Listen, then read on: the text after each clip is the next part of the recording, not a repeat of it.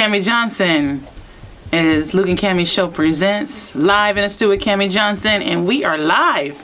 And we're live here with the king of the West Side.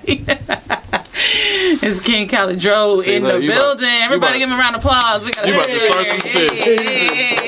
We're gonna get it in. You about to start some shit. You already started. You already starting. Already blazed up, started. Like, where's your shades? You got the shades yet? You got the shades? Man, we gonna do this bare face, no mask. You feel me? I need niggas to know who this is.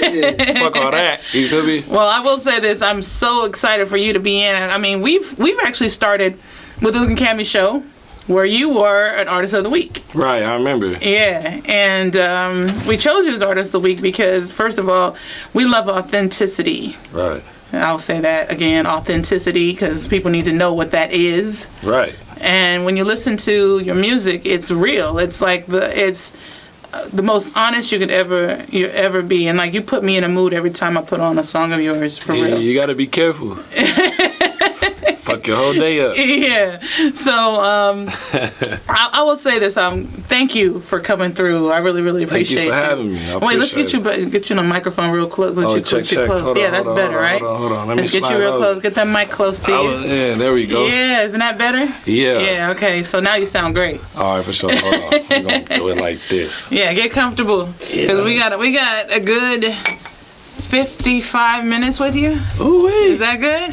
That's you feel good? I'm straight. All right. So, I want to start like Cali Dro, West Coast sound, West Coast all the way. Yeah. How did you? Well, first of all, who is Cali Dro? Like, who is the real person that we don't know? Man, I ain't never thought about it like that. Shit. I'm gonna hit you, man. I mean, shit. The person I don't know, I ain't never held back on it yet. Yeah. So I'm everything you hear and see. Mm-hmm. As far as what I put out, don't listen to the next. Yeah. You probably heard I was pussy from a pussy nigga. You feel me? Type shit, like, you know what I'm saying. But from the horse's mouth, everything I rap about, put in my rhymes. That's basically it right now. You know, until I feel like I'll give you more, but I'm giving you everything. So. Yeah, and I mean, it sounds like you have been doing it for such a long time. Like, it's been, like, I feel like you were literally, like, at 12, 13, like, writing down little rhymes. What was you doing? What were you 13, yeah. I was writing heavy, though. That song Ja Rule had, I'm from New York. Yeah. That was my first rhyme that I wrote as a... what's that? Adolescent, right? Preteen, right? Or whatever they call it. Yeah, preteen. Yeah. 13, 14. Mm-hmm. But I flipped that bitch and I made it like, I'm from Long Beach. Of course. So that was my first. Like, oh, I'm gonna do this. But when I was younger, I was already doing it. I used to like love basketball, so I made a song about basketball. Long time ago, elementary school. We're playing basketball, really? Yeah. And then Bow Wow came out with that basketball song, and I was like, fuck. I was like, fuck. Bow Wow just got stamped by Snoop. Because look, this what happened, though. Back in the day, me and my partners back in the day, man, my brother, his people was dating Daz Dillinger, you feel me? Yeah. And I remember one day just riding our, riding our bikes around and shit, and nigga probably was loaded or something. Hey, y'all little niggas, man, y'all write 3 songs, I'll make y'all. How does Bow Wow? What? Hell yeah, we on that. And that's when that's when it really sparked, you feel me? So that was like elementary school, like 5th grade. Dang. Real facts. Yeah. You feel me? Then from there, it kind of like, oh man, we kids, like whatever. But I'm talking about we had the whole school on, like, you're a kid, you telling everybody, the dog pound, da, da, da. But I'm talking about I had little girls holding my rhyme book, watching us play basketball and shit. Yeah. I'm like, oh, this shit lit. And then you came in with the super dimples. I guess. You feel me? But everybody in my camp, we all look young. Thank God. You feel me? You still, you look good. You feel me? So, you know what I'm saying? But that's what sparked it. And then that shit kind of died down. My shit went out. Okay. Yeah, it went out? We good? Oh, yeah. But, you know what I'm saying? That kind of sparked it. But as kids, you get sidetracked by anything. You feel me? So, you know what I'm saying? I was going through a lot of shit back then. That's when my pops decided to shake. You feel me? So I was kind of like, I was on my own, though. stuck in the room shit. Yeah. So about 13 something, whatever, that Ja Rule shit came out, I don't know, I just wrote something again. My sister, she like 6 years older than me, so I was like, hey, how you feel like this? This one like 106 Park was still cracking. So I rapped that shit over that shit, and she was like, that shit tight. You feel me? And so yeah, that's what got it cracking. So it's been in me, not on me, you know? Yeah. Well, I mean, you know, you wrote your real first rhyme. I'm from Long Beach. And it seems like, you know, you did that I'm from Long Beach, but it's become like your theme for all this time. Like it's been like, you really make it authentically Long Beach. And can we... Keep going. You can keep going? Okay. So I just want to know, like, at what point in time you were like, you know, I really want to take this real serious, though? I was like in high school. Yeah. And that's when I got my name Fred Dro. My name Fred. So, Fred Dro. But ever since a young pup, as a young bull, I was always hanging out with the older crowd. Yeah. Like I used to hang out with my sister, and we used to be just, you know, all over the place. Like back then, it was like a tradition. Hey, take your brother with you. You feel me? Make sure you ain't having sex and all that, because you got your little brother with you can't get busy. Right. So I come from like that type of traditional old school shit. You feel me? So I used to be with my sister. She used to be fucking with all these niggas on the east side and all that shit. You couldn't tell. Yeah. So she gave you a little money. Yeah. Let me drive her car. Shit like that. Yeah. You feel me? But it all come from there. You feel me? So you from the west side. Yeah. And so like people from like outside looking in, there's all these different components and different parts of Long Beach.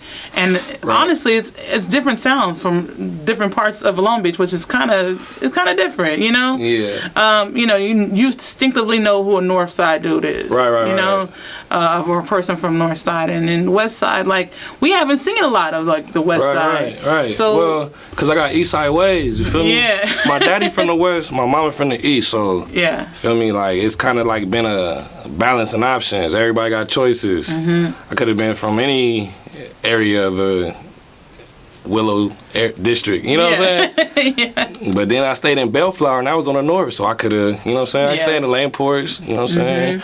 I used to be around, so it's like I had options, but you know what I'm saying? The west that's just the nest. Yeah. That shit rhyme. So write that down. Yeah, take that the west is the nest, yeah. But for real though, that's what happened. That's where my roots is. My granny. By the way, we have. This is crazy. This is absolutely live. So right now we have people that are getting like Amber Alerts. Yeah. I've been getting that shit all week. There was an Amber Alert today, so you know if you're in California, you know what that means. What's going on? So anyway, you say that like in high school, like you're from Long Beach, but you went to high school in Bellflower? Yeah. Yeah. So like, was that something that because most people like from the west side, they go to like Poly. Okay, look, I put it like this. Break it down for us. Okay, back in the 1980s, I want to say, late 70s, they had this shit called getting bused, right? Yes. I don't know, I wouldn't, but I know it's a fact because I have my everybody OGs got bused. Yeah, some people got bused and had to go to Wilson. True. Okay. But they live right there on New York, right in front of Poly, you know what I'm saying? And they had to go to Wilson. So look, basically, my mom and everything, I was born into the like, you know, my mom, I'm my mama's son. You know what I'm saying? And without saying too much, you know what I'm saying, because it's a lot. You know what I'm saying? But my family had to get up out of there, you know? Yeah. Not on no snitch shit, never. But on some like, you know what I'm saying? We got to go or, you know, shit like that. So basically, my mom thought Bellflower was far enough. Because back then, nobody really knew. Yeah, that's where true. The fuck I had my uncles tell me, like, I thought Bellflower was far as fuck. Till I went to your mama wedding to get suited, and it was right there.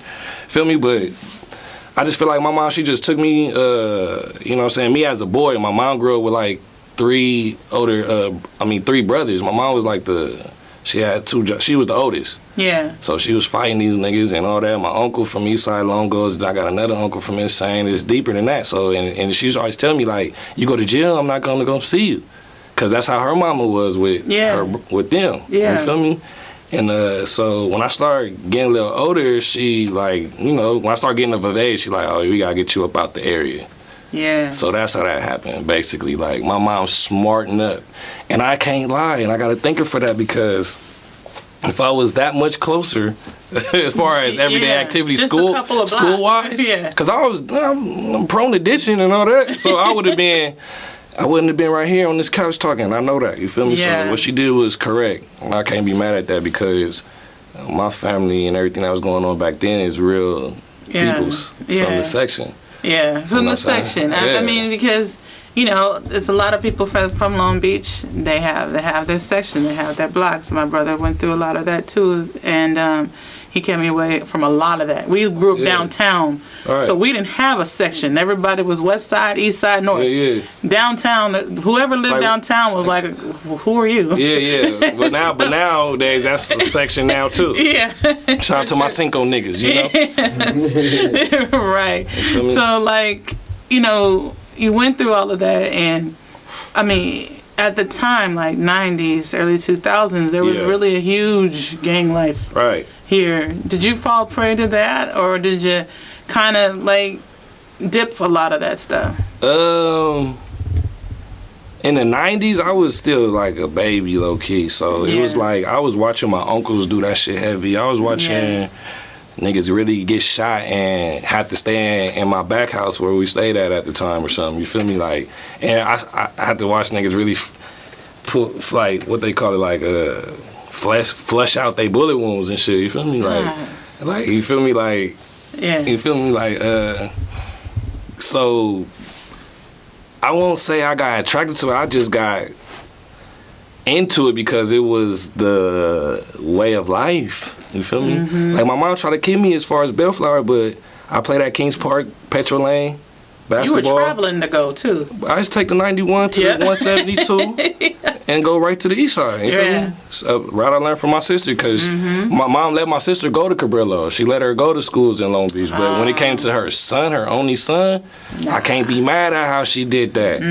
I'm doing it right now. My kid's in Texas. Oh, shoot. It's right. So I get it right, and then y'all come in, I'm being IE somewhere. Feel me? I'm not gonna give y'all that option, because it's just how you, it's your surroundings. It's not even what you tell niggas in your house. Because as soon as you leave, you gotta fit the fucking atmosphere.